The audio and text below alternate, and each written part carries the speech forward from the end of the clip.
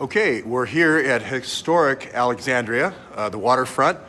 You can see as I walk through time behind me, kind of how it developed as a major port, and slave trading was a part of the history, of course, and then became a major port in World War I, I believe, and then on to the future. But you can kind of look out across the Potomac here. I doubt Washington threw $1 across, but getting back to the missing girls here, if we go back to around 1871, you know, slavery is over with.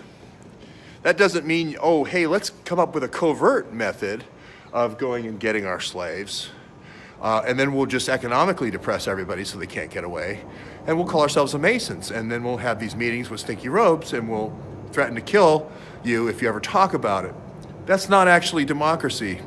And what the problem with the Masons is they infiltrated themselves into law enforcement and our judiciary and our political area. If you go all around Washington, you see all these reminders that kind of threaten people and live under kind of this threat always. And they don't have due process at the Masons, okay? So I just wanted to kind of say that I've been in a Southern fraternity. It was Kappa Alpha Order, a lot of the same rituals. It was based on Robert E. Lee. I wasn't doing any infiltration at the time, but I didn't know I was getting into it until some of the songs started coming out. And then I was only there like a semester.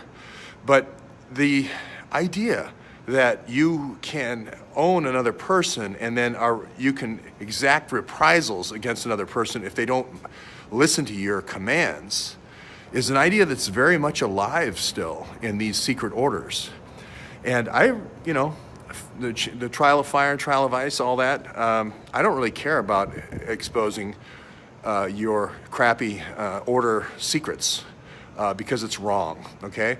So I'm not saying that that is the slave catching that's going on here or the use of, let's say, well, we'll bring the DC girls down here. They're a little less than human. We can use them at NIH for experiments. We can use them at CDC for experiments. It's history. It happened at Tuskegee. So I'm not making stuff up.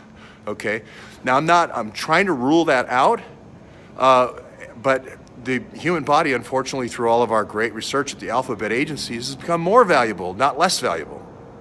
So I'm going to just interview task force here for a second. You went into the NCMEC? I went up to the front of the NCMEC to the door, and I tried to get in. You can't enter the building at all. So I pushed a buzzer and asked to speak to somebody regarding the missing children in Virginia and DC and really all over the country, but just the high number that's going on here, and asked to speak to someone, stated we were doing a story and wanted some information on how they handle the missing children problem. They would not let me in, said I could not enter. Media group only. Media group only. Then they sent me to a media phone number, and that was only provides email access where you can send requests.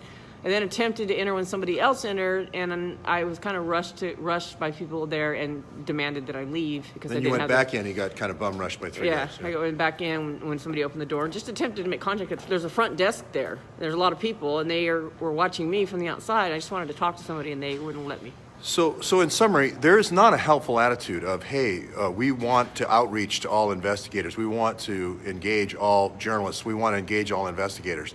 It is very much a very different closed order society type attitude.